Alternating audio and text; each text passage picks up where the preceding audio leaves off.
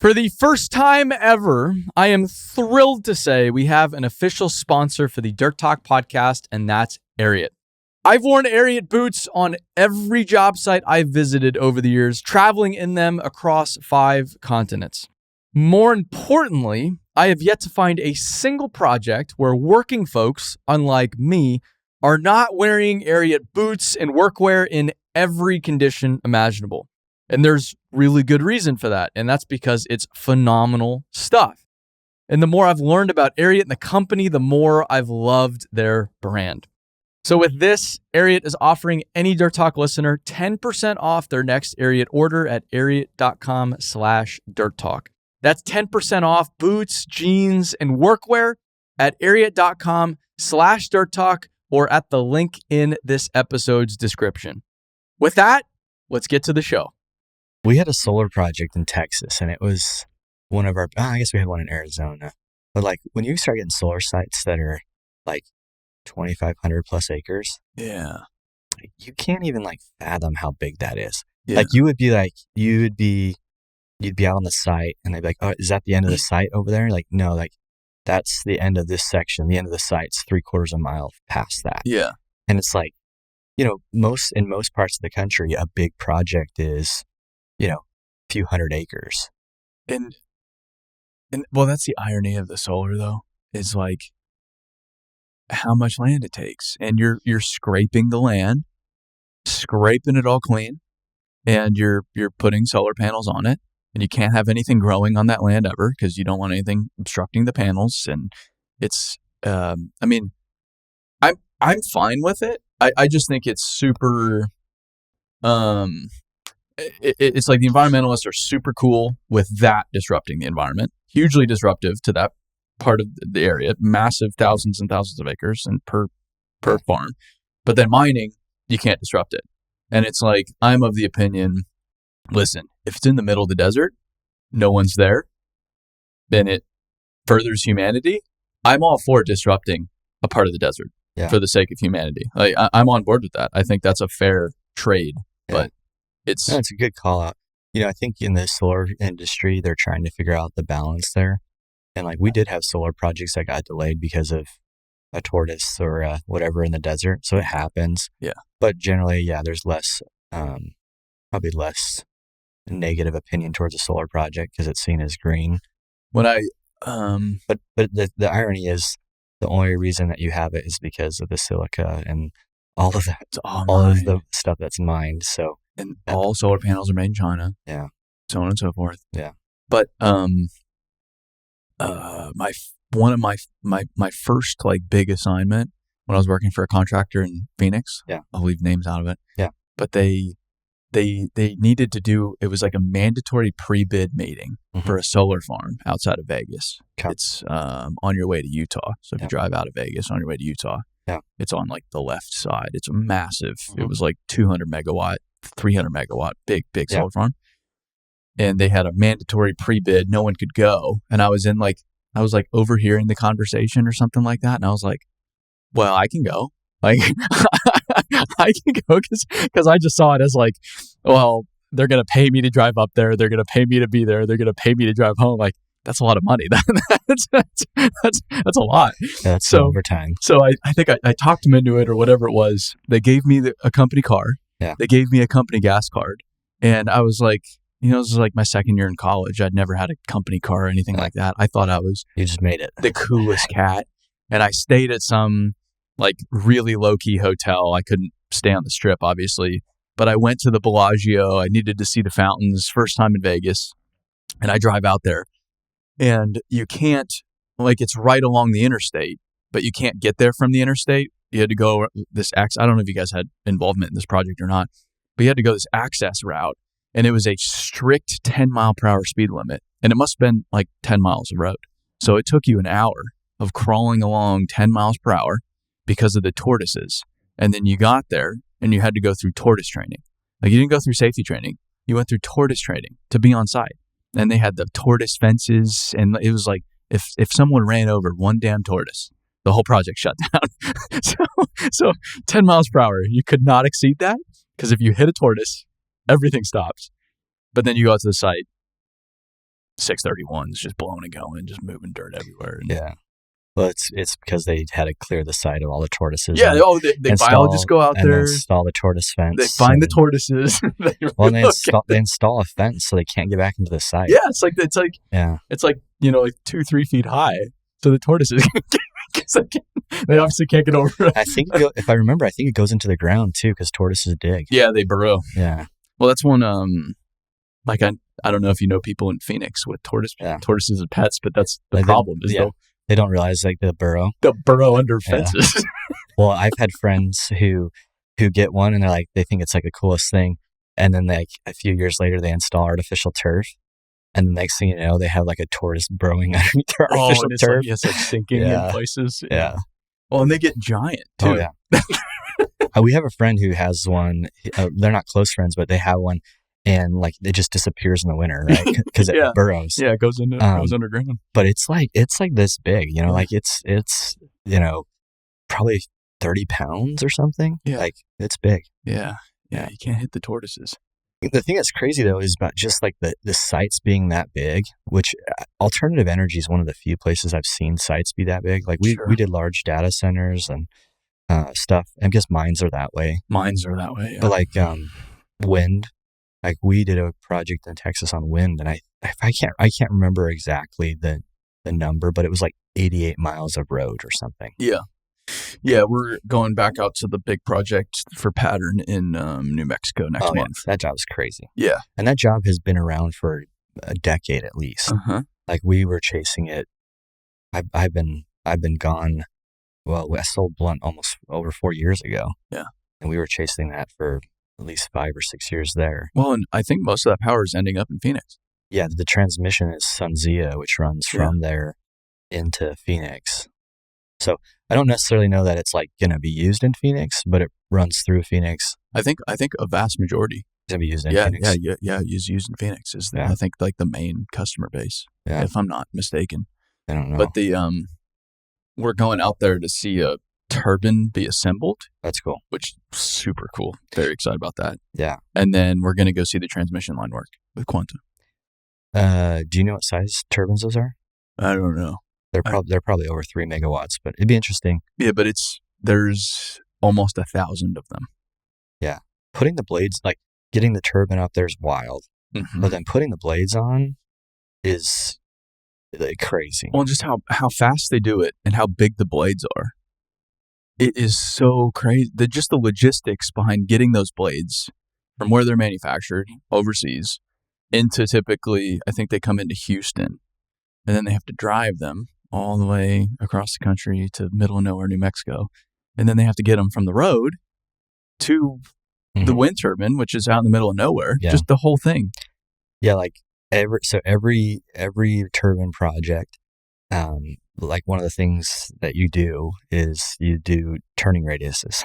Mm-hmm. So like everywhere they're getting off the road, you have to install turning radiuses for those blades. Yeah. And it's funny because like they have to be aggregate based roads because you can't, they have to be at bearing capacity of those trucks.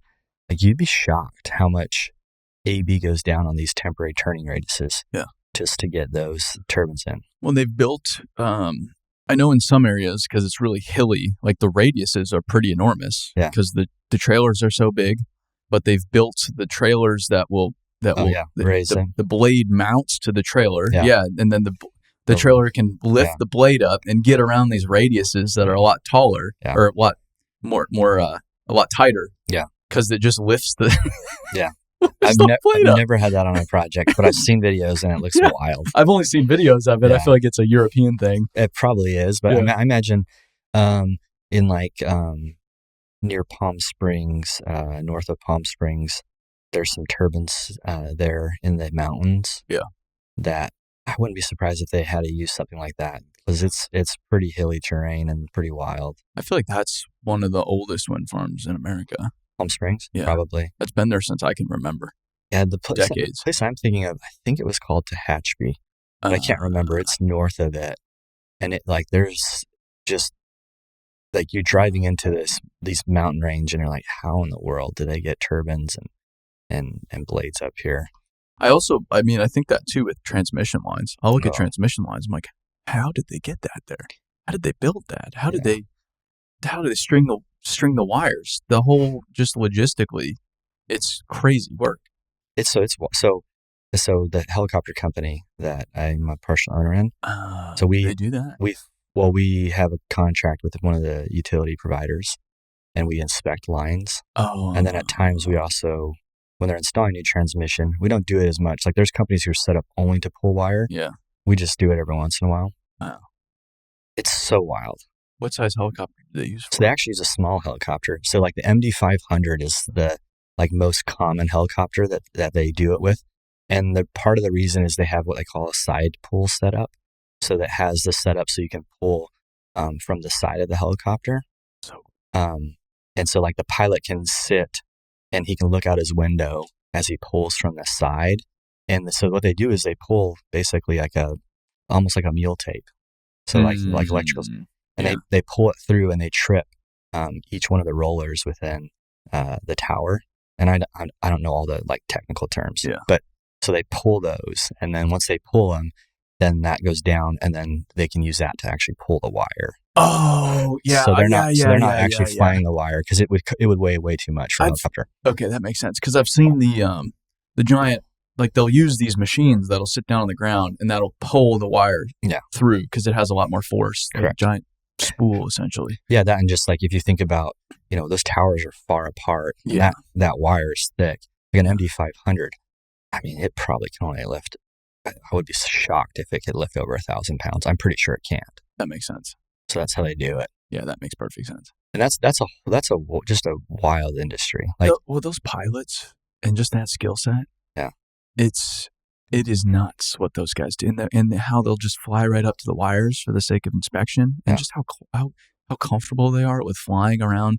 Like that's like one of the golden rules of aviation.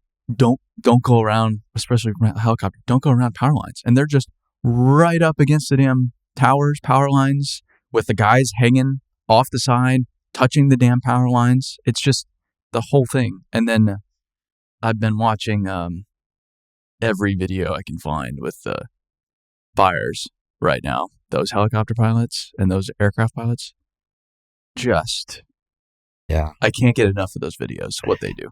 So like I've told my partner, I'm like, we won't do fire. No. Like I have nothing but respect for those people. It is so high risk, not just because,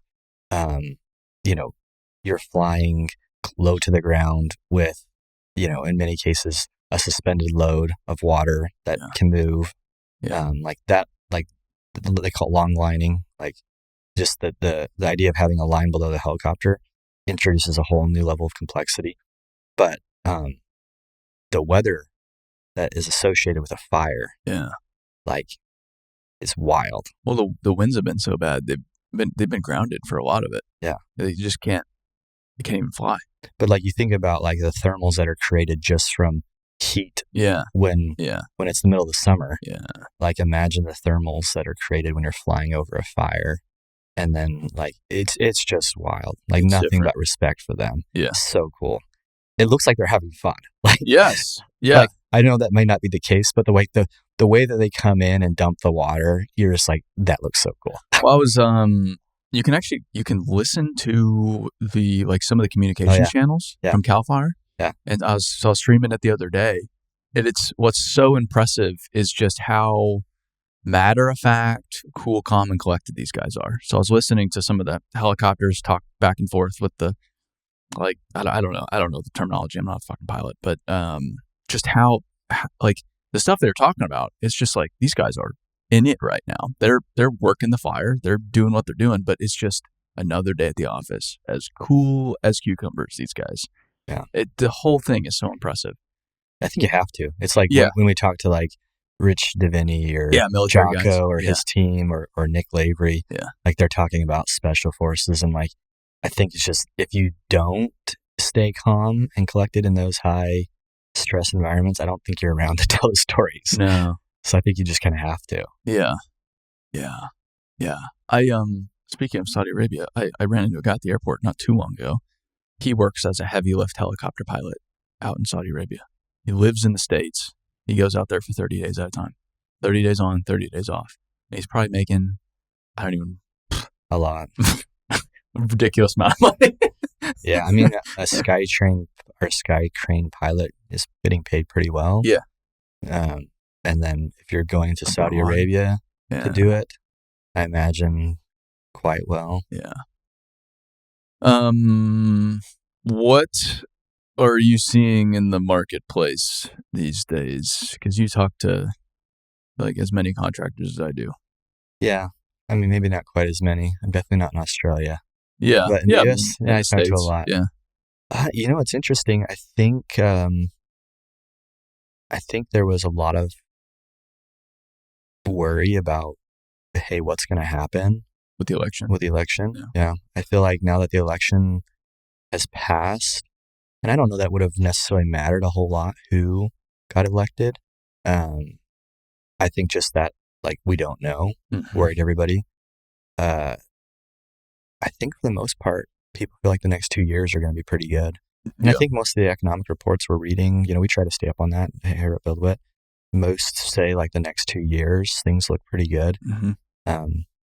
Federal spending will continue. I think there is a bit of hesitation on many people's part of like, what does it look like after 2 years? Like, we know we have a spending problem. Yep. And, we also are always talking about, well, infrastructure needs to be an investment, but like our spending problem is so bad that I think enough people know that they realize if this whole Doge, whatever, department actually does what it says it's going to do and cuts $800 billion to $1 trillion out of the federal budget, it could impact Well, I think dollars in the future. But it's like, in a way, it's kind of like, I don't know if this sounds good, but it's like the industry is kind of a junkie right now, in a way, with all the federal spending. Yeah. Like, federal spending and the chips and which is obviously all stimulated that by federal. But yeah, chips, inflation reduction, infrastructure. You can't just spend multiple trillions of dollars in a few year period without some adverse side effects. Like, I just don't, like, we just published a video with Landmark, Scout Motors. 20 million yards. 20 million yard project is awesome. But it's like, at the same time, you're kidding yourself if you're like, well, yeah, we're just going to keep doing more of this. Like, this is now the new norm. Like, yep, this is very sustainable. There's nothing sustainable about it. Yeah. It's interesting. Like, I've thought about that a lot because I agree. That was honestly one of the catalysts for why I sold was I was like, we're on a caffeine high. We have been in a pretty good economy since 2008. Like, if you think about it. Yeah. So we're coming up on 20 years of mostly growing when it comes to construction markets. There's been some dips in different sectors, but overall, like 20 years of growth and prosperity. Mm-hmm. Close. I mean, we're over 15 years right now. Yeah. So like that was one of the reasons I was like, man, what's the chances that this keeps going? But then at the same time, when we read, I think you and me, and maybe I can't remember if Dan read it, but you and I both read that The End is Just the Beginning book. Yeah. And it talks about like how manufacturing is going to return to the U.S. and how, the Chinese population is going to shrink significantly. Yeah. Like, I'm starting to hear about stuff like that now in media, like people talking about that. And so you wonder, can this be the new norm? Like, my gut says no, but then you start seeing like lots of companies bringing back manufacturing and you're like, maybe that could offset some of the government spending. Like, it'll be interesting to see how that plays out. Yeah, I'm very curious, especially with the new administration coming in, very pro-America, made in America. Yeah. But at the same time, I also know too much about how materials works and how commodities work and how reliant we are on Southeast Asia and Asia in general, just from even a commodity standpoint, to know that, like, even if we wanted to go make everything in America tomorrow, we have to build a whole... It's just not feasible in we have multiple decades. We have the natural resources to do it. Yes. But we could never permit quick enough. Yeah, I just read this book. You would really enjoy it. It's it's incredible because it talks about how these few economies in the world, like a very small percentage, like 10% of the world, is living this extraordinarily lavish life, America included. Yep. We're consuming so far beyond per person what somebody is in Indonesia, just way beyond it. And because we've been so far ahead of the rest of the world, we've been able to use everybody else's resources. And so we're fooled into thinking, well, America, we don't do mining here. We don't do manufacturing here. We have clean air, clean water. We're just a great place. Forests are growing like crazy. This is just awesome. While pillaging everybody else's resources, while consumption is only increasing. So we're not consuming any less. We're just consuming more and more and more. We're consuming it from other places. But now you have China that has grown astronomically over the past few decades. It's middle class. India is becoming middle class. Yeah. Indonesia is becoming middle class. The Middle East is growing. Africa is growing. South America is growing. So now you have billions of people starting to consume more, and these other massive economies saying, wait a minute, we don't want to give you our resources. Or wait a minute, those resources over there, we want that too, because we need that. We need to import that oil. We need that gas. We need that copper, whatever it is. And so he was basically saying, because of it's similar to Peter Zion's book. It's in a sense that, like, we've been fooled into thinking that this is just the continuous state of affairs. Like, what's happened over the past few decades, we've just been fooled into thinking that's reality. But because of how populations have grown, global economies have changed, this is not the state of affairs going forward, just because it physically can't be. It's not mathematically feasible to just indefinitely do what we're doing, which is terrifying, but also, like you were saying, I think very exciting, because that means, cool, I think we're going to have to make more here. I think we're going to have to develop our resources further. I think we're going to have to change the way we import, export. Like, I think all of those things need to be questioned, big picture. I think they will, especially with the population shifts. So, like, it almost requires it to happen. The thing that's crazy is, I think it was Apple and maybe Elon Musk. They were talking about, like, China has this reputation of being like the low-cost manufacturer. Mm-hmm. But, according to like, Apple was talking about, like, they don't manufacture in China because it is the lowest cost manufacturer. There's plenty of places in the world that could produce less. They said, like, China has just invested in manufacturing for the last 3 decades, and they're actually quite good at it. Yep. And they were talking about, what do they use the term?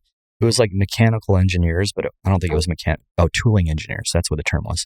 They said, like, tooling engineers, like, in China, you could fill football stadiums with them. Mm-hmm. And in the US, it's like handfuls of tooling engineers. Yeah. And I even, like, was, like, thinking for my son, like, oh, hey, like, you have an engineering mind, like, tooling engineering could be a cool thing to look into, because robotics and how we manufacture is going to continue to look different. And we don't have a lot of those people here in the US who have that, deep, extensive knowledge. No, I think, which is why our economy's grown substantially, because we've become a knowledge economy. We've built Apples and Googles and Facebooks, and NVIDIAs, etc. Yeah. But it also makes us very dependent upon the rest of the world, which is fine if the rest of the world continues doing what it's doing. Yeah. But I think that's one of the biggest pieces of propaganda out there is Chinese manufacturing sucks. I've been to China. I want to go back so bad. I'm trying to figure out a way to go back right now. I'm working on it. I think I'll be able to get back in. It's not as simple as just going to China, unfortunately.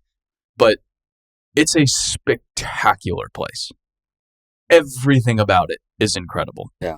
Everything about it is incredible. And I feel like Americans they've bought into this narrative that is like, oh, it's all second rate and it sucks. It's like, I didn't see a lot that sucked. Well, it's an interesting way to think. This is what I think is really great about traveling. Is traveling, I feel like, has just a tendency to help you recognize there's just more to the story, right? Like, there's truths in what we hear, but there's also more to this story.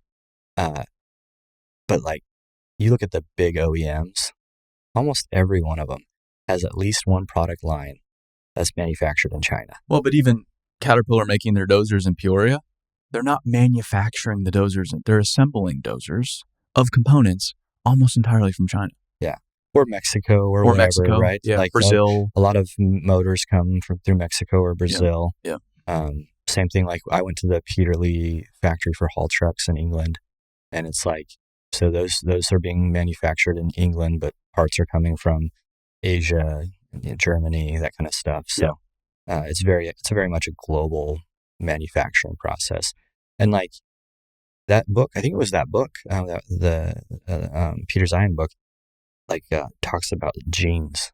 Is it his book? I think so. And he just talks how many places it comes from. Yeah, like the buttons come from one part of the world. Like pretty much everyone's buttons and rivets come from like one part of the world, and then the dyes for the jeans come from another part of the world, and then the cottons could come from a few different places. But like, so even if you are a manufacturer of jeans in America, it's a good chance that those jeans weren't sourced in America. Yeah. So it's wild. But that's how the middle class has grown everywhere. So I think, like, for me, I took some international business classes, and I kind of came to appreciate, like, globalism is like something that people really give a bad name. Like, oh, hey, we sent manufacturing overseas, and all it did is hurt the middle class. But in many places, it made the middle class more affordable in America. Yeah. And it grew a middle class somewhere else. Most studies show it lifts people out of poverty. Yeah. But there's also consequences, like shipping is a huge polluter. Like, huge polluter. Those massive tankers pollute like crazy. Yeah. Well, I think that's what this guy's like ultimate question was. It's like, is consuming the way we're consuming, with billions and billions and billions of more people starting to consume a lot more, sustainable? Like, can we mathematically support 10 billion people consuming like this? Like, at what point does material science just keep growing and growing and growing? Does recycling keep better? Like, do we technology our way out of this until the global population levels off and starts to decline? Or is it like, does it mathematically become a challenge at some point? And there's so many different opinions on it, and one expert's over here, the other expert's over here. Like, population increasing is the worst thing that can happen to the earth. The other side's like, no, we can keep drilling for oil for hundreds of years. There's endless supplies of this stuff. And it's an interesting question. It's like, is this possible? Like, it is interesting, because you've seen it, like with Brazil, just consumption in Brazil per person. There's so many people, hundreds and hundreds and hundreds of millions of people in this country. It's a giant place, but the consumption per person is just a small fraction of what you and I consume on an annual basis. Yeah. Like, living there, it's been almost 2 decades now. Yeah. That's wild. It's been that long since I lived there. It was probably 18 years ago or so.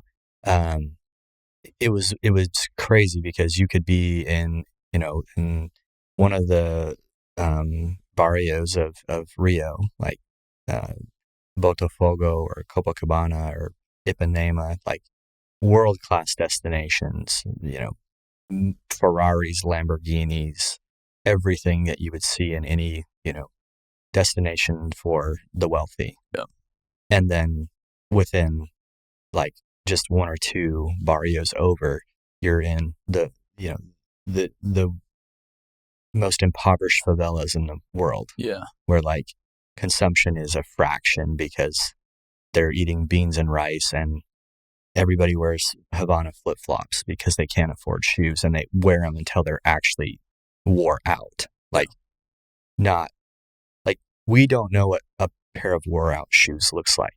No. In America. Or like, what starving is. Yeah. Even clothes. Clothes. Yeah. Like clothes, like they literally wear their clothes out. Yeah. Like holes in them. That are already third hand, fourth hand, I'm sure. Yeah, and obviously we're speaking about the impoverished there Yeah. versus the impoverished here, and they have wealth and it's definitely different. But like that's actually one thing that just like gets me a little bit kind of like a little irritated is we just waste, and it's just part of our lives. So I have these pair of leather shoes. They're a pair of leather dress shoes. I bought them like 15 years ago. I love them. I love them to death. Still, leather's in good shape. But like, I can't really resole them. Yeah. Like, that used to be a thing. Like, resole it and you can wear it. It will cost me more to resole the shoe than it will to buy new. Yeah. And that like kind of just bugs me a little bit. Like, or like washing machines, washers and dryers. This is something that just pisses me off because they're so expensive. Like, yeah. And fixing them is like half the cost. Like anytime somebody comes out to work on my washer or dryer, I'm like, that's going to be a few $100s. I could go buy a new one for a few $100s more. And it just feels wrong. Like, and it's like it's sometimes like the computer system. Yeah. It's not even it's not the steel or anything. No, it's almost always like a solenoid or a circuit board or something that's like some plastic component somewhere that probably could have been made out of metal for a fraction of the cost more. Yeah. And so like, it just feels like we have built an economic model around consumption and it's worked its way into everything. Like, well, and just nonstop, it's all growth. Like we were even talking about public companies last night. Yeah. It's growth, grow, more every quarter. It needs to be more. Caterpillar, more tractors. How many more tractors? Cool. Now that's the standard for next quarter. Now you have to sell more tractors than the more tractors. And then next year, you better sell more tractors. It's just, and if you don't, we're going to come for your job. We're going to short your stock. We're going to end your career. And we're going to find the next guy that then sells more tractors. Then you have every company, every public company, which is all the big ones essentially, on that model of just perpetual more. Which you get because like you want people to grow. Like you want, people to grow requires organizations to grow. So I get it. But at the same time, it's like we had this, revolution, like once in a generation pandemic that the only reason we made it out of it was a hopefully once in generation spending spree. Yep. And like global spending. Why should we hold people accountable to that once in a lifetime event? So back to this though. This was wild. Okay. So I'm reading about the Toyota Land Cruiser. Okay. Have you seen this Toyota Land Cruiser in Japan? It's like the Toyota Land Cruiser 70. Yeah, 70 series. And like it's sold in Australia. I drool over them. So they have a new one that they just came out with in Japan. It's like got the old like locks that you have to pull open and shut. Wind up windows. Brand new car. The dash is completely like analog, like all the switches you have to turn. No digital dashboard. The seats are like just very basic cloth. Yep. Like it looks it's like diesel engine. Yep. A 4-liter diesel engine. It looks like basically one out of the 90s, but it's brand new. Yep. Like probably extremely easy to work on because it is based off of, low technology. And so like most people could probably work on it themselves. The starting price in Japan, they're not going to make a lot. Yeah. The starting price in Japan, they estimate is going to be in the $30,000 range versus, from what I understand, the Land Cruiser is like closer to the $60,000 range. Yeah. And like, I'm kind of at a point where I'm thinking, how do we get maybe like, I agree. Like I enjoy my creature comforts in my car, but I don't need my tailgate that costs whatever it costs because it folds down and does this and does that. Like, no, I kind of feel like we're adding so many features into our stuff that we're driving up price and like fueling this consumption for no reason. Like there's not really a reason to do it. Yeah. Well, the same things happen with construction equipment. Oh yeah. It's incredible how many people will prefer a piece of equipment that's made in the 80s or not, like decades ago over something brand new just because they can work on it. They don't need to plug it into a damn computer. and it typically performs better. Yeah. Yeah, it drinks more fuel, but it has more power. There's so many people that prefer the old cat dozers, the old scrapers, some of the old excavators. There's whole businesses built on old equipment right now, just because they're trying, like, all of that technology is so expensive. Like the whole emissions thing, that's just like all you look at a non-emissions engine versus an emissions engine. It's incredible. Like when they have them, when they're repowering them in California, a 657, I've seen them both side by side. The emissions engine, I don't know engines or non-emissions, but I can look at it and be like, that's an engine. I kind of get what's going on here. You look at the emissions engine, it looks like it's going on the space shuttle. It is insane how complicated this thing is. And there's sensors everywhere and wires and every, rare metals to make, to deal with the temperatures from the DPF and stuff burning off. It's so complex and so complicated. All of that's just passed along to the consumer. You're not getting any more performance. You're not getting, that machine's not making you any more money with that, but you're paying for it. Yeah, it's a good question, because like the engines definitely have gotten more efficient, but could they be even more efficient without that? And I think most people would say yes. Like the DEF process reduces efficiency, I think, is what most experts would say. But they can tout that engines are more efficient because they have got more efficient. Well, but then a lot of that's programming, I think. But the question is, like, there are efficiencies there, but then even just what's the downtime? How much more energy goes into just producing all of that to begin with? Like that would be an interesting. It's like study. the holistic conversation of it. I wonder. It's very quite possible that this study has happened, but I would love to see it if it does. I have never seen it. Is the additional expense needed to create the DEF systems carbon footprint high enough that the DEF system itself doesn't save enough over its life to offset its carbon footprint? Yeah.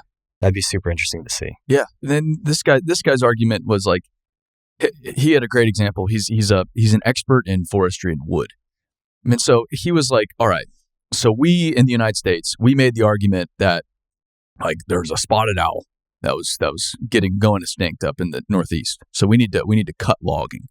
It turns out it was another owl eating the spotted owl. but logging was the problem. So let's shut logging down. But that doesn't shut our consumption down. No. So now we have to go import logs from Canada primarily. So we have all the lumber in the United States. We can produce it all for ourselves while still growing more trees, managing our forest. We go buy it all from Canada, which is no problem. We can import it. Canada's a great trading partner. They're right next door. Yeah. But all of that Canadian wood should have been going to other countries. So now the other countries, now that we're buying that wood, have to go to other markets. Brazil and far, Russia and other markets that don't have regulation, or that their growth is just far slower. Their forests aren't managed like all different reasons. And so there's like all these effects down there but we never see that. So we don't think about it. And we're sitting here like, well, we've saved the forest. We've done it, guys. We did it. And it's like, but the cost of doing that, or his example too was US presidents. One of the favorite things they do is like dedicate these national monuments everywhere, which then just renders that piece of land completely off limits from any kind of oil exploration, mining, any kind of commercial activity whatsoever. Yeah. And so they have this, if you go build a solar farm, you have to have an environmental impact study. Yeah. What's all this? We're going to disturb 2,000 acres, so on and so forth. But it's like, but there's no environmental impact study of making this new national monument of 100,000 acres or 1 million acres. But that, you could argue, could have a greater effect on the overall environment. Like, you should have an impact study of setting aside that land, because yes, now that land's not disturbed, but we could have potentially developed copper reserves here. And now we're having to go get that copper from elsewhere. Even if they're doing it right, we're having to ship it halfway around the world, do this and do that. Yeah. We all, and the environment's not this, we're not the United States environment's not different than Yeah. than someone else's environment. It's all connected. one. Yeah, and it's just like the second and third and fourth order. What's happening there? I think it's really probably just driven by the fact that we just don't see it. Yes, right? we just don't see it. Like, and even in other countries, they don't necessarily see the effects of their decisions either. I love Belize, good place to travel, some of the most beautiful coral, great fishing. There's a lot of people there that are really great about taking care of the economy. Mm-hmm. But then there's like things that they do that you're like, for as much as you care about the the fishing habitat and taking care of it, like they're terrible at trash in places. Yeah. It's like, well, they don't necessarily see the effect of that because the trash doesn't necessarily make it into the corals that they're fishing and stuff. So I think it exists everywhere. Like we just have a tendency to be kind of oblivious to what we can't see. Well, even like trash in the Pacific Ocean. Oh yeah, that's wild. It's wild, but it's like, all right, we need to do our part. Or no more plastic straws. We're going to paper straws. It's like the trash isn't coming from America. It's not even coming from here. And it's so it's like I'm all for being more environmentally conscious, so on and so forth. But it's like, but it's not coming from here. Like this is the straw I'm using for Starbucks right now in LA. It's probably not going to the Pacific Ocean. Like we have this under control. It's coming from the other side of the ocean, which sometimes we're sending there. Yeah, which sometimes we're sending there because we don't recycle. So I think that's not as prevalent as it was at once. No, because China said, we're not buying your shit anymore. Yeah, we're not taking our trash anymore. Yeah, we don't want your trash. Yeah. But going back to Toyota, I think the EV thing started to unravel when Toyota said, we're not sure about this. Actually, we're not sure. We don't actually think this is good for the business. Yeah. Well, and their argument was around hybrids are actually better for the environment. Yeah. Like when they look at the whole carbon footprint, and just the materials that are needed, efficiencies. What I think I remember reading was something like the average electric vehicle has to run somewhere around 150,000 miles to hit the same net carbon footprint of a gas vehicle. Yeah. Whereas with the hybrid, it's like 225,000 miles. Yeah. And so their kind of business model is like, we'll be in on hybrid, but we're going to look and see if there's, another fuel source that is potentially better. Yeah. So which is very reasonable. Yeah. It's like that. I just like, I think that's what all of the automotive companies are already doing. They're still all developing their internal combustion engines. They have, they are. Yes. Yeah. And which makes you think like, I don't want to offend people. Yeah. Were they really ever that committed to electric or not? Because you don't invest billions of dollars in a new engine platform if you really think engines are going away. Well, yeah, but and the money they were quote unquote investing was oftentimes federal money, wasn't even their money. So it's like, oh yeah, we'll build this factory. How many billions are you giving us, federal government? Sure, we'll invest some too. Like, why not go build? I get why they did it. I would have done the same thing. Had the Feds been like, yeah, here's a few billion. You want to go build a factory? Like, let's do it. I'm actually a huge fan of electric drive. Like, I love the torque you get. And yes, I think it simplifies the components in a car in many cases. Like, what I haven't figured out is why there's not like in cars, what they've done in mining and construction equipment. Like, why don't they have diesel over electric drive vehicles? Like, because you can have a really small diesel motor that's running a generator, and it feels like that would be a really good combination. Or even just diesel engines in general. Yeah. The efficiency of diesel. Like when we went to Europe, everything's diesel. So renting these diesel cars, the range you have on these. Yeah, you're getting 30 plus miles to the gallon. Unbelievable how much further you can go compared to even just gasoline. And we've just shunned diesel. Like, nope, can't do it. Well, I think diesel, because of the old black smoke. Yeah. It's viewed as dirty. Got this view of dirty, and so we moved away from it. I also think that the which would be another thing that'd be interesting, which is like, because you have so much more efficiency, is it really any dirtier than a gasoline engine? I think that manufacturers probably got away from it because of all the Tier 4 requirements. But it's only, gasoline's really just a big thing in the United States. Yeah. Diesel is king everywhere else. Everywhere else. Yeah, it sure feels like it. Yeah. Like, obviously they sell gas, but it feels like petro or diesel, whatever they call it, wherever you're at. If you get a pickup truck anywhere else in the world, it's diesel. Yeah. No matter what size. Yeah. Every single pickup truck, diesel. That's king. Like all those Land Cruisers, the Toyota Hilux. Yeah. It's all diesel. And it's so much nicer. That's why one day I'm going to import 70 series into the States. I actually looked into it this last week. They're wildly expensive to get here. Well, I was like, well, if they're selling these Land Cruisers in Japan, like, I'm just going to buy one and bring it here. No. Well, and that, like, I don't know if you can even import a new one. I'm guessing that diesel engine that they're using is not Tier 4 compliant. No, there's ways to do it, but it's really expensive and complicated. Yeah, because we sourced some equipment internationally at times, so we dealt with it, and it's difficult. Like it has to be. We brought in haul trucks from Chile once. We looked at bringing a drill rig in from Japan.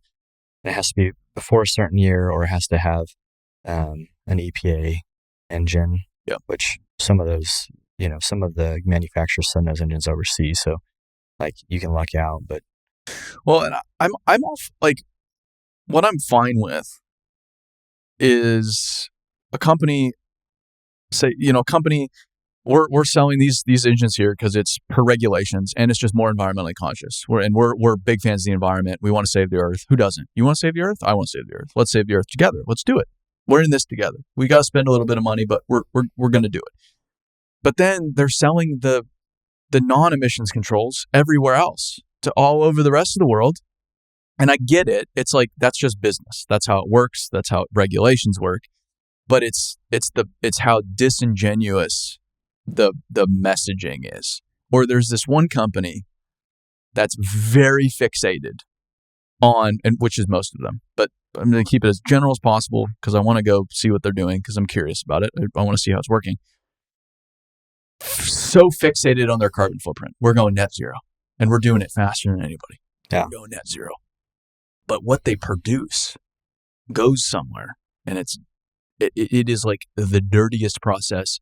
Their entire, what they're producing goes somewhere that has the dirtiest process possible from a processing standpoint. That becomes something very dirty. And it's like, wait a minute. So you're going net zero over here, but your entire product, like the whole purpose your business exists, turns into this over here. But we're just going to ignore that. We're just going to not even say anything about that. And we're going to say, no, we're completely, totally net zero. But it's just like, but that's not, like, a 6-year-old can point that out, how that's just so not true. And it drives me nuts because it's like, I'm all for you doing that if it's good for business or whatever your reasons are. But it's just like, it comes off, like, to me, especially with where the world's at now and how disenfranchised I am with, like, big business, big government, etc., which is where I think a lot of people are, which is why Trump won the election, which is why Trudeau just resigned, which is why every other, like, former prime minister, president has been overthrown, resigned, lost elections, because I think people are tired of that. It's just like, just tell me the truth. And I'll probably be cool with it. I'll probably be cool with your batteries or whatever you're doing, but just be honest with me. I'm going to come along with you. But if you're not honest and you're trying to paint it as something else, I don't want anything to do with it. Yeah.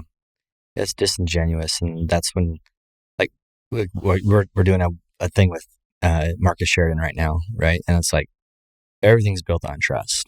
And when you say something, but you do something else, it erodes that trust. Yeah. And I think that's where people get frustrated. Yeah, but I don't even blame the people with the big companies. I think the big company thing, like, I think it's so hard to remain plugged into how the world works at these big companies. I think you get fooled into thinking that the world works like the company you're at, because you get so far removed from how, like, even your buying power. Like, it's something as simple as like buying power to a big company. Or I started to really understand it when people are like, they talk about the perks they get traveling. Oh, because I'm at a big company, we have a great deal with rental car company. Yeah. And they start to think that like that deal that they have is because of them, or that's just how the world works. But it's like, no, you're being fooled into thinking that because you're in this other world over here.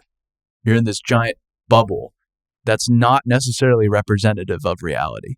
But then you start to think that that's just how the world works. But you're off in a completely different land. Yeah. Yeah, that's wild. I think when I think about this, like where I am is like stewardship is a good thing. And we all have a responsibility to be good stewards. Mm-hmm. But unfortunately, not everybody thinks that way. Right. Yeah. And I think that's the dilemma is, does government get involved to help make sure people are wise stewards or not? The problem is in most cases, we don't have examples of where government intervention has really done a good job. Mm-hmm. But then, like, we'll say that, but then at the same time, there's many, you and I included here, that have talked about how we're excited if RFK was to actually be able to be in the cabinet and what he could do to potentially improve, the food sources in America. Like, we allowed chemicals that aren't allowed in, Australia and Europe and Canada. And why is that? Like, that's crazy. So we also at the same time believe that government can be a part of the solution. Uh-huh. I think that's what's so hard is like, we want people to be good stewards and we just don't know how to ensure it, because we know the government's not effective or efficient at it. But then at the same time, we have hope that they will do what's right. I'm not like full on libertarian. Like, I think like even like the fires in California, to go that full circle, it's like there should have been more government intervention there. It's like we're paying some of the highest taxes in America.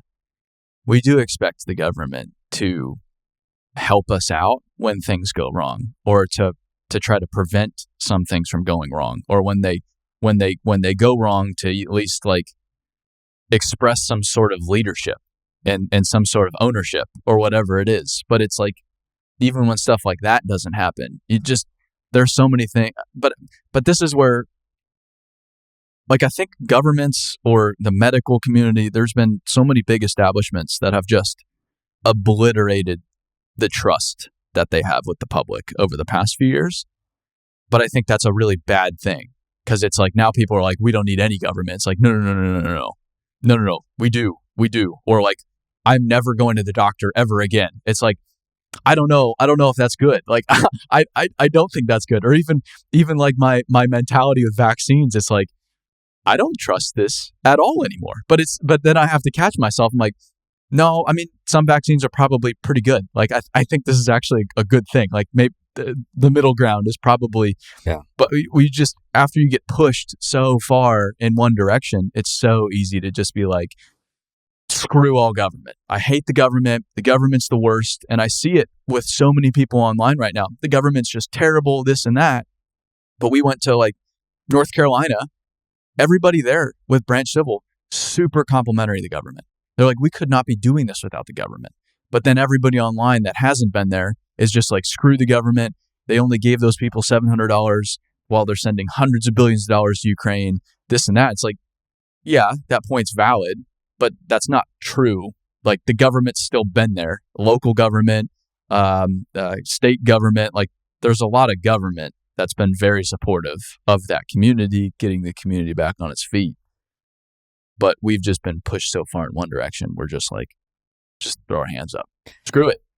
Yeah, but then I'm super empathetic, because I think it was just recently they released some of the salaries of the government officials in the LA area. And I believe some of them were in the fire department.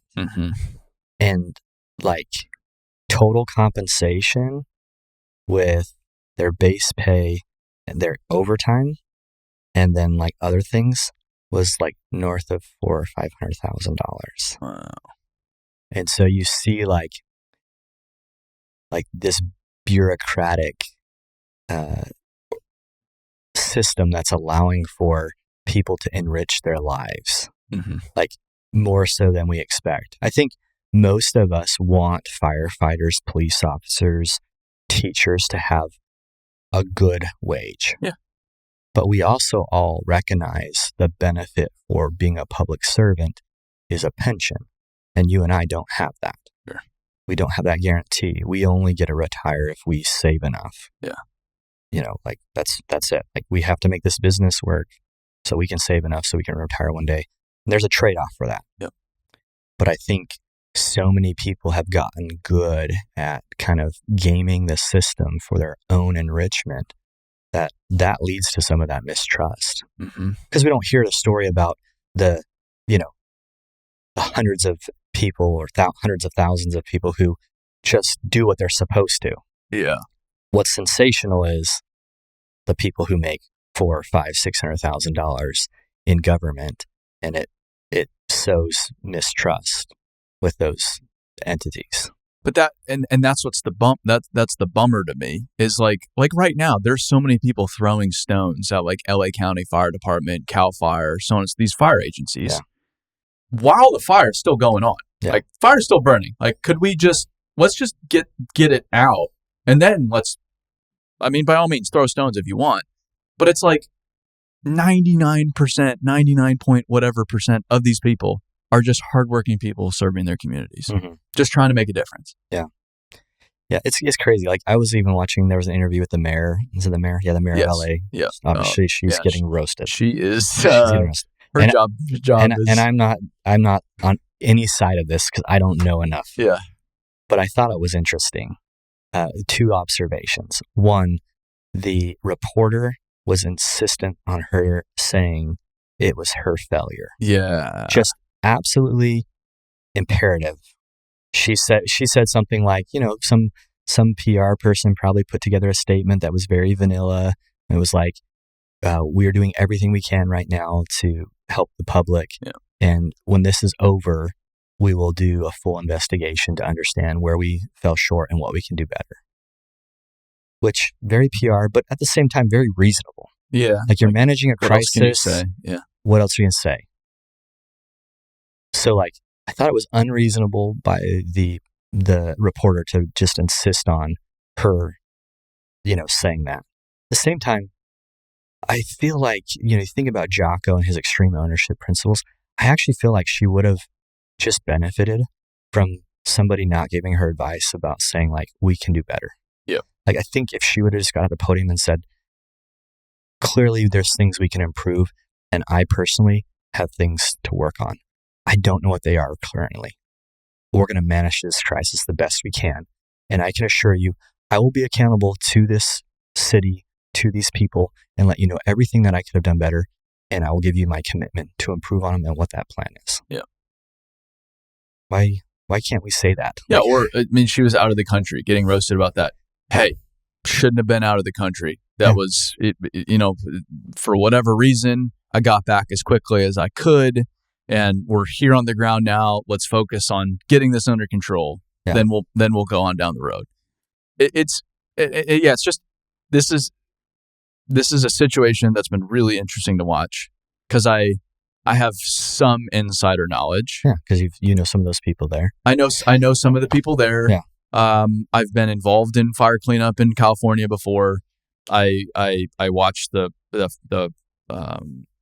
Maui situation very, very closely.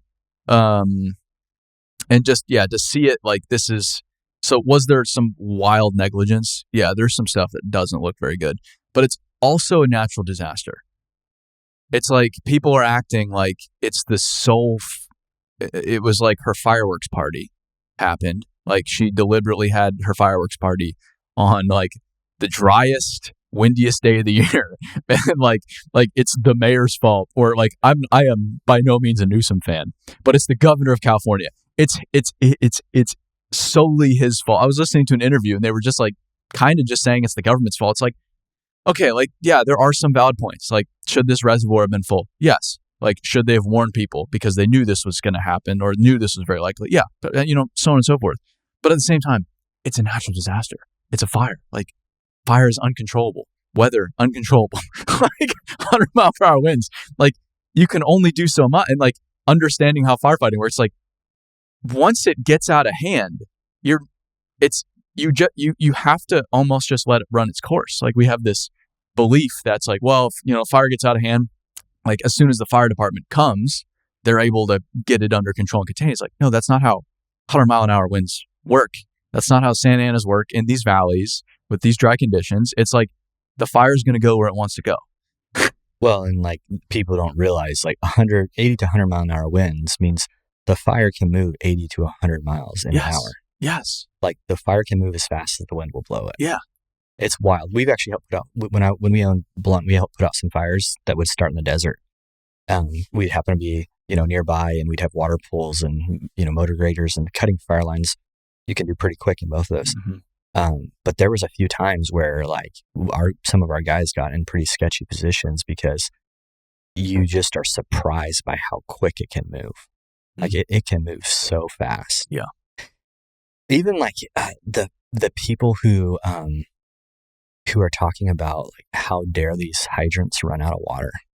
That's another thing. It's like so you don't know how hydrants work. Yeah. So they have this, they have this system with several like millions of gallon tanks that are throughout the system, and the water gets pumped from those into the hydrants. It's like, well, we generally don't design things for the absolute worst possible situation. Like 100-year flood is not the absolute worst situation because we've both been alive and in recent years have witnessed 1,000-year events. Yeah, which is what North Carolina, Tennessee. Correct. That's what that was. And so most of our infrastructure is not designed for the absolute worst scenario because it's too expensive to. And once in 1,000 years usually means it's not likely going to happen very often. I'll take my chances. Yeah.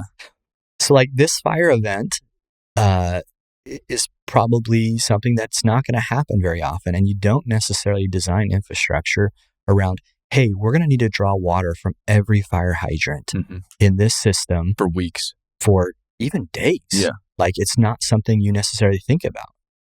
And so like, it's like, gross negligence on the part of people because they didn't have enough water. And it's like, and maybe that's the point here. It's just like, we as a society need to be better at like gathering facts and being reasonable and not pointing the finger so quick. And that probably exists in construction. Like I've been on so many projects where ill intent is perceived. Yeah. And, whether it's the GC pointing fingers at the subcontractor or the owner at the GC or the GC at the owner, it's like, maybe if we just took a second and said, hey, let's try and understand this a little bit better. Yeah. Like what's actually going on? What's actually the issue? How's it impacting everybody? We probably would find that things went a little bit smoother.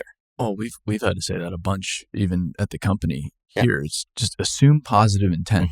Yeah. Like we're not trying to hurt people, or we're not trying to make this worse. I had to talk, we've had some team changes, and that was even part of my, they were freaking out about, well, we're going to have so much more work over here, and this bad thing's going to happen, this bad thing. It's like, let's just back up. Do you think I made this decision to make things worse for you? Like, is that in your best interest, my best interest? And no, that's not where we're coming from. We're not trying to make it worse. And maybe it does end up worse. Then we need to solve that problem. But that's not, like, we're not saying just work more because you're overworked and now you're going to work more and just deal with it. Like, that's not what's going on here. But yeah, like going back to the fire thing, it is amazing seeing how quickly people will just right to a conclusion. And without understanding any little bit of the situation. It's like everybody's entitled to your opinion, but to their opinion. But just, I don't know, maybe like take a few days to just learn about it a little bit more. Or like, again, maybe wait till the fire's out and like the situation's not, search and recovery, and we're not still pulling bodies out of buildings. Like then maybe let's criticize, but just like, what good does that do? How does calling for the mayor's head right now help the situation? Like, I don't see how it helps. Well, it definitely doesn't help her. No. Like, we need her to be like in the best mindset possible, because although she's only a part of it, she's definitely helping orchestrate what's happening there. So I agree. This has been brought up several times. It feels like it has nothing to do with this, so I apologize. But years ago, there's this football game, Super Bowl, and it's with the Seahawks, and they have, beast mode running back. Like, hey, this guy, Marshawn Lynch, he gets yards every time. Yeah, right. I'm just here, so I'm not fined. Legend. He's the guy he can run the ball so hard. So the debate is around the Seahawks throw a slant at the end of the game. And why did they do that? Because it gets intercepted and they lose the Super Bowl. They should have given it to Marshawn Lynch. Mm-hmm. And so, I've been in boardrooms with like CEOs and conversations about this was the wrong decision, and this whole debate about why it was the wrong decision. Recently, I was at this speed clinic to teach speed to athletes, and I happened to be there with just world-class individuals, like people from all over the world. One of the guys named Stuart, he's an Olympic trainer. And one of the guys brings up a presentation, and it brings up this story again. I'm like, oh, this story again, we're going to talk about it. But what he did is he's like, was it the right or wrong decision? And most people say it was absolutely the wrong decision not to give Marshawn Lynch the football. Like, he was an incredible running back. He would have scored absolutely. Which is the easy response. Correct. Because you're right. Like, at face value. Yep. Like it was the right decision. Yeah. In hindsight, they lost. Clearly, because he was the wrong decision because he threw the slant and was intercepted. Then he starts pulling up all the stats. And it was like, how many yards does Marshawn Lynch get in this scenario? How many yards does Marshawn Lynch get on this down? How likely were they to get this many yards with a slant? How likely were they to score? And you look at all the numbers, all the statistics, and you actually say, the coach made the right decision. Statistically, there was not one flaw with the decision he made. Mm-hmm. But it goes down in most of modern football history as the worst decision made. Yeah. And it's that outcome bias, right? Like, we create a bias based off the result or the outcome. So like, I did this was the outcome. Clearly what I did was wrong. Like, we've made decisions at BuildWitt that have gone wrong, but the decision was right. Yeah. Like, but there's part of business is you can't control everything in your environment. Yeah. So you can't question what you have done if you know the decision was made right. Like, you understood the market, you understood the risks, you talked it over, you looked at your strengths, your weaknesses, and you decided this was the right move. And then funding got pulled on a project. Mm-hmm. Like, oh, clearly we made the wrong decision to do this type of work because we had this $20 million job and it got canceled. Yep. It happened to us. Won a $20+ million job. A few days later, after being awarded it, having 26 pieces of equipment on it, the job got pulled and we had the worst year ever in our history. And it was like, oh, we made this huge mistake by going after this strategy. It's like, no, we didn't. We experience business. Yeah. And I think that happens in the government. I think that happens in life. Like, we're so quick to say, because of this result, that person is incompetent. But we don't understand everything that they did to come to that decision. And in many cases, it was a really, really thought out, good decision. Now, clearly there's also incompetence and the other side of it. But I just think it speaks to that same thing of, man, I think we need to give people credit, because most often people are trying to do their jobs well and not just, doing things for the heck of it. Like when I was talking with Jerry at Ames, he was just like, I have not met one person that wants to get hurt. Mm-hmm. And it's like, yeah, I think that's a very valid point. But it's like, I feel like a lot of safety programs are almost, they just talk to you like you're a 6-year-old. Like you're like, you don't know what's best for you. Like you don't know what's best for your safety, or you're not smart enough, or whatever it is. So we're going to take care of it. And it's like, he was saying it from that perspective. It's like people, they want to go home to their families, like, and they want to do a good job. They really do. And it's interesting too in business. Like you'll lose that job, but then I feel like it does require a degree of humility too, to be like, hey, we did everything we could, but it was ultimately, it just didn't go our way.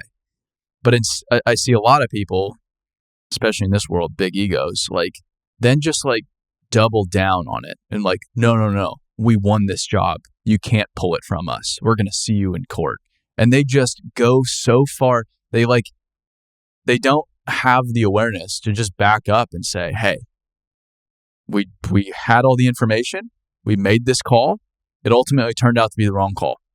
But here's what we learned as a result. And here's what we're going to do going forward. And here's how we're going to adjust X, Y, Z. They then go in and get into this fight. And even like people within a company, like they'll just dig in further to go prove their point. They're like, no, I'm right. And I'm going to be right. And I'm not going to stop until I see so much of that too, which does nobody any good. Because then you go get caught up in some legal battle over here that then is consuming so much of your time, so much of your mental energy, so much of the company's money. And you're not focused on how are we getting out of this, which then causes more damage in the grand scheme of things, which is another interesting, like, I feel like I see that a lot, a lot. Like Rich Davini, one time when he was meeting with us, he talked about how in the special forces, I think we often think of like, oh, the way they win is because they like go take this on head on, right? Like they just go find this, enemy force and they just go take them on head on. And he's like the best operators, the best special team forces usually are trying to figure out how to do it without going head on. Yeah. Like, trying to figure it out. And I think it kind of speaks to that. Like, okay, this job got pulled. Now I'm going to go fight this customer. I'm going to take this head on. Or you can be like, all right, that sucked. Yeah. How do we still win? Yeah.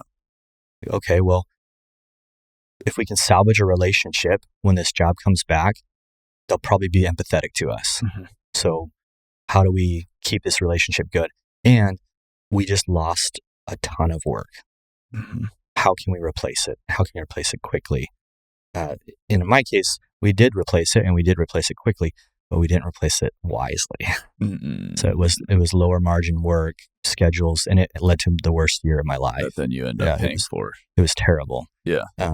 But I learned from that too. Like, hey, we needed to work, but I let it be desperation. Like I didn't think through some of the things that we were doing, and we were probably a little bit desperate in the way we got that work.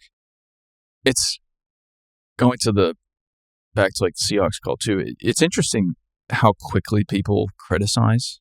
It's as you get, at least as I've gotten further into business, I've become far more charitable and far more understanding of like how things really, because now like as you get further in, you start to understand how things work more and more and more, and the scale starts to grow, and you're just not as quick to criticize or jump to conclusions, or at least that's how it's been for me in a way. And it's just now it's like odd for me to watch people criticize like an athlete when they can't even throw a football. It's like, dude, you're like 60 pounds overweight. Why don't you go like get that together before you start to go criticize an athlete? Like do you not see this? Or people that'll criticize like Elon Musk, like or these companies, even these analysts, and all they do is just they've built an entire career on talking shit about companies because they're not good enough to go build a company, operate a company, do anything, create any value in the world. All they do is just stand on the outside and throw stones. It's like they're the ones doing it.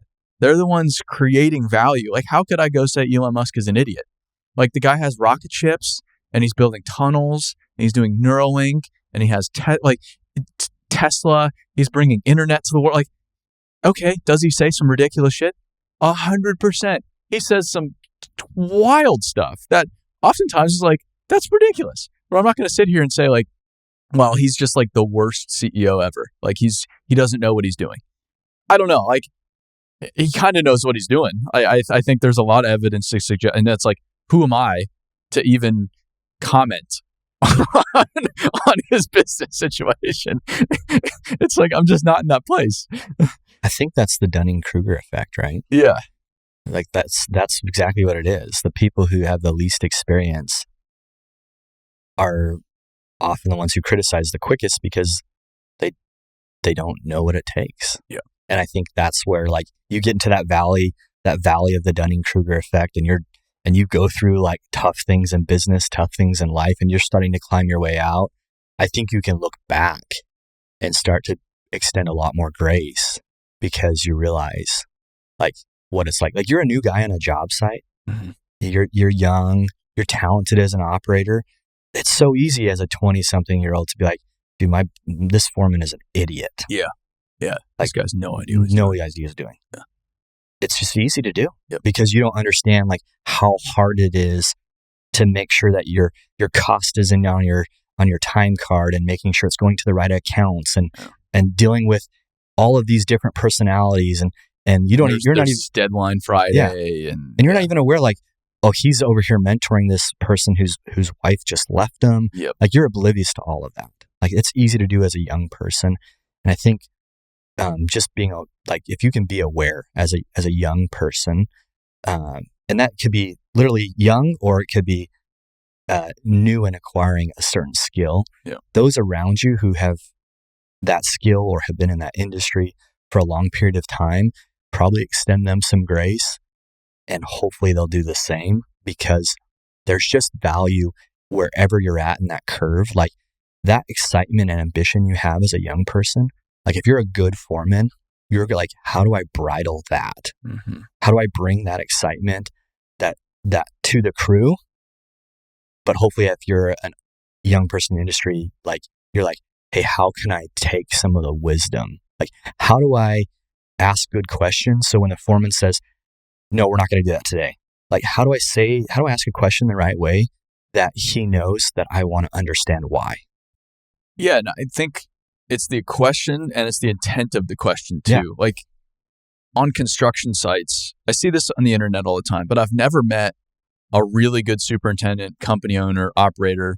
I've never seen the best in class criticize others. Like they don't know what they're doing. I haven't seen that very much. Sometimes like when they really don't know what they're doing, but it's always people on the internet. Oh, that looks chaotic. And I always respond, like some guy said it today, like that Phil looks like they don't know what they're doing. And it's like, cool. Yeah. I'll pass that along to them. Like you're really helping them out. Thanks, man. Like I'll let them know to give you a call so you can get them squared away. That's just the dumbest comment. But, one of the best questions I've learned to ask is, why are you guys doing it this way? And ask it in a genuine sense. Like when something doesn't make sense to me, I think I'm like, that excavator set up wrong. Like they shouldn't be loading like that. That's stupid. Instead of be like, you guys are loading wrong. Like, why are you guys loading that way? Almost 9 out of 10 times, they have a really good answer. They can right away. Oh, X, Y, Z. Yeah. And then to me in my head, I'm like, that's exactly it. That makes perfect sense. This is actually the best way to do it in this scenario. I just didn't have the information. But people are just like, oh, they're loading wrong. It's like, well, you have 1 of 10 data points. Yeah. Well, that and like, let me go record your job and let's see what happens. Yes. Yeah. Well, yeah. Let's go. Yeah. Let's go see what you're doing. It'll be fun. No, I think that's a great way to do it. I even think when you're talking to somebody and you're newer in the industry, even just like recognizing like, so same scenario. Your question's great. I think sometimes like a better one can be, man, you've been doing this a really long time, and I just don't understand like everything that you have been doing or why you've been doing it. So like a better question can be like, hey, I know you've been doing this for a really long time. And you probably have like experiences that have led you to make this decision. Can you just walk me through like why, like what happened that made you think, like what happened in the past that made it so that you wanted to do it this way? Yeah. And then like what it does is it starts to like unlock some of that institutional knowledge that exists. Like, okay, let me tell you what. 10 years ago, I was on this job and this is what happened. Yep. And after that happened, I swore I would never let somebody be in that scenario again. And so that's why we now do it this way. Yep. And it's like, oh, that's really good. Which I think that level of learning is essential, because I think mistakes were definitely more tolerated back in the day. Yeah. Injuring people was a no, but it happened more. Yep. Some equipment damage, rolling machines. Like, I've seen some wild pictures back in the day. Like, it was a little bit more Western construction was. Yeah. And I think a lot of that was essential for people to learn. A lot of good lessons. And now I can't roll machines or I'll also get fired. Like, I can't hurt people.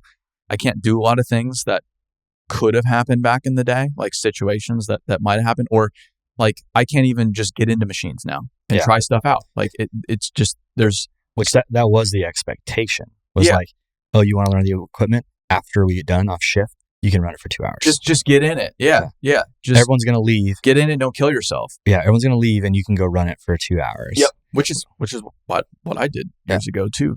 But now there's the safety requirements, insurance requirements. It's you're winning jobs based on qualifications, and there's all these restrictions. So there's a much higher cost to mistakes now, which then doesn't allow people to learn as effectively sometimes.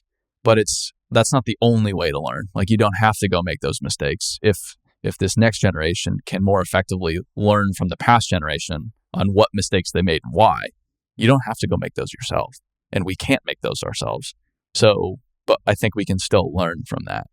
Well, so like on the product side of things for training, we actually just last week, we were talking about this. We're actually going to work on putting together a guide on questions, like how to ask good questions, both for the people who are learning and those who are, supervising people. Yeah.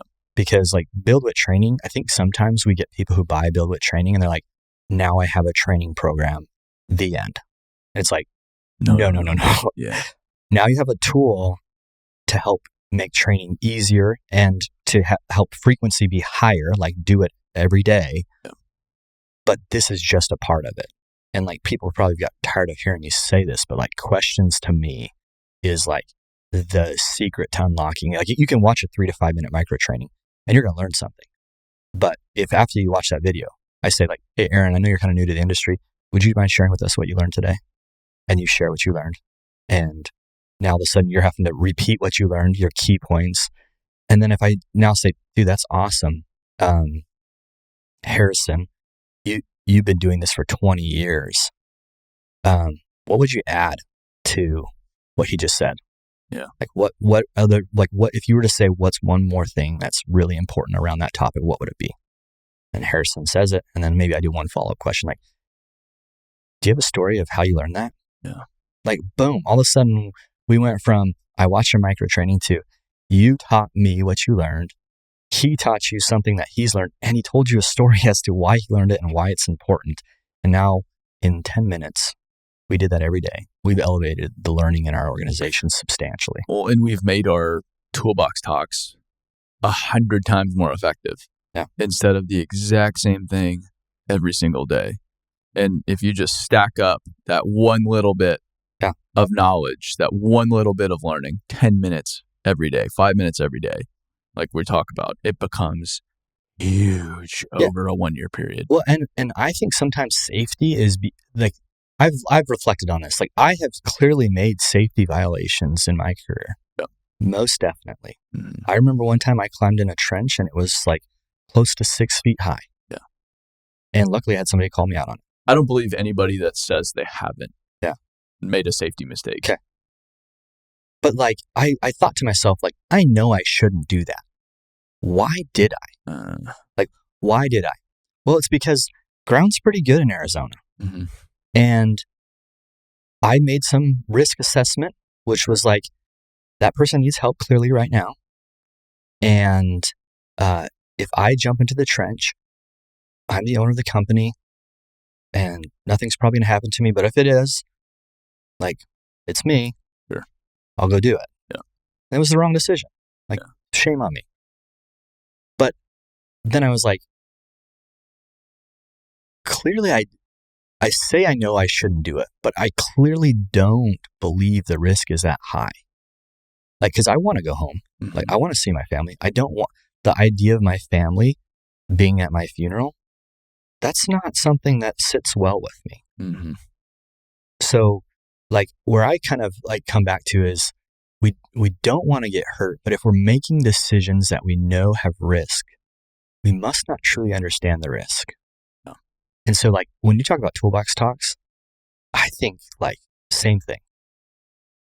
Example, there's a toolbox talk that gets done in Arizona all the time around venomous snakes and insects. Yep, one of my favorites. Because it happens, like it's real, Mm-hmm. but it is just like as boring of a topic as you can get. Yeah. Like, talk about snakes, talk about scorpions, like they're hazards. All right, everyone sign off on this. And some people are rolling their eyes, like, Yeah. come on, snakes. And, Like, get out like, of yeah, here. I'm in an excavator all day. Like, Yeah, yeah.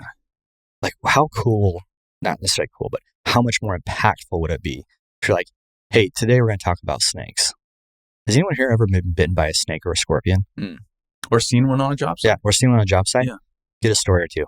Like, most likely someone on your crew has been at least stung by a scorpion. Sure.